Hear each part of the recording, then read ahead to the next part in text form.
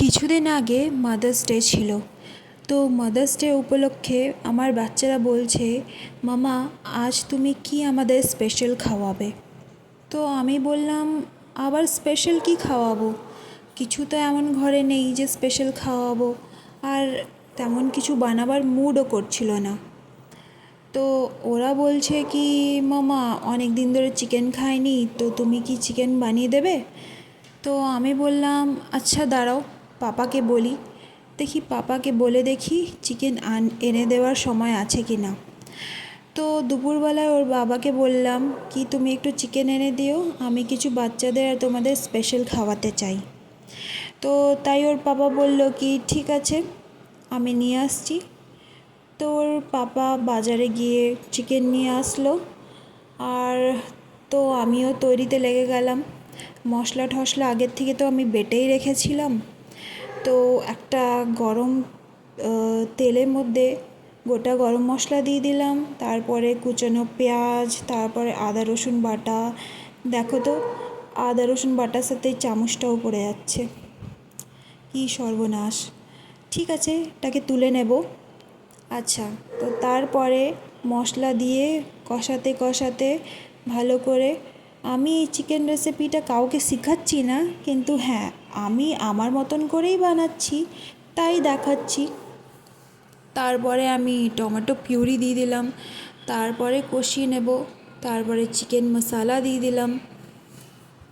Chicken মশলা দেওয়ার পরে একটু মশলা ধোয়া বাটির জলটাও দিয়ে দেব। তারপরে এটাকে কষাতে কষাতে, ভালোই করে কষাতে হবে। মশলা কষাবার পরে দেখতেই পাচ্ছেন গ্রেভিটা কেমন ঠিক হয়ে এসছে। তারপরে একটু কাসুরি মেথি দিয়ে দেব। অ্যাকচুয়ালি আমি চিকেনের ঝোল বানাচ্ছি, আমি একদম কষা মাংস বানাচ্ছি না, কিন্তু হ্যাঁ মশলাটাকে একদম কষিয়ে নিচ্ছি।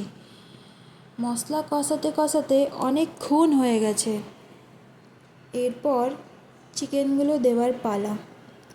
আমি বেসিক্যালি মশলা কষাবার পরই চিকেনগুলো মশলার মধ্যে দিই। তো এক এক করে চিকেনগুলো ঢেলে নেব। চিকেনগুলো ঢালার পর ভালোভাবে চিকেনগুলোকে নাড়াচাড়া করে কষিয়ে নেব। আর আমার এমনিতেও চিকেন খেতে খুবই ভাল লাগে। আমি মাটন খাই না, আর অনেক রকমের মাছ তো হয়, কিন্তু মাছও আমার অত প্রিয় না, আমার যত চিকেন প্রিয়। কিন্তু আমাদের বাচ্চাদের চিকেন মোটামুটি পছন্দ, কিন্তু আমার বাচ্চাগুলো মাছ পছন্দ করে। ওরা নানা রকমের মাছ খেতে অনেক পছন্দ করে। আর হ্যাঁ, ওরা ড্রাই ফিশও খেতে খুব ভালোবাসে। তো আমি কথা বলতে বলতে, চলো মশলাটা তো কষিয়ে নিলাম ভালোভাবে, আর এটাকে এখন 5-10 মিনিট ঢাকা দিয়ে দেবো। এবার এটা গলতে দেব। মশলা কষানো হয়ে গেছে, আর চিকেনটা ঢাকনা তুলে দেখলাম একটু নরমও হয়ে এসছে। আবার একটু নাড়াচাড়া করতে করতে আবার একটু উপর দিকে চিকেন মশলা দিয়ে দেব। চিকেন মশলা দেওয়ার পর আবার একটু নেড়ে চেড়ে নেব। আমি একটু চিকেনটা ঝটপট বানাতেই চেষ্টা করছি, কেন কি ওদের পাপার বিশেপ ডিউটিও আছে। তো ও যাতে খেয়ে যাক, তাই আমি একটু তাড়াহুড়োও করছি। তাই মশলার মধ্যে চামচ পড়ে যাচ্ছে, গোটা পেঁয়াজ পড়ে যাচ্ছিলো, আপনারা ভিডিওতে দেখতেই পাচ্ছেন। এরপর চিকেন কষাবার পরে এখন আমি 1 মগ জল ঢেলে দিলাম। আমি তো আগেই বললাম আমি চিকেনের ঝোল করছি। তো জল ঢালার পর একটু দেরি ফুটতে দেব। ফুটিয়ে নিয়ে তার উপর থেকে কাসুরি মেথিও ঢেলে দেব। কাসুরি মেথির ফ্লেভার আমার খুবই পছন্দ লাগে। হ্যাঁ, ধনেপাতাও ঢালি, কিন্তু সেদিন ধনেপাতাও ছিল না।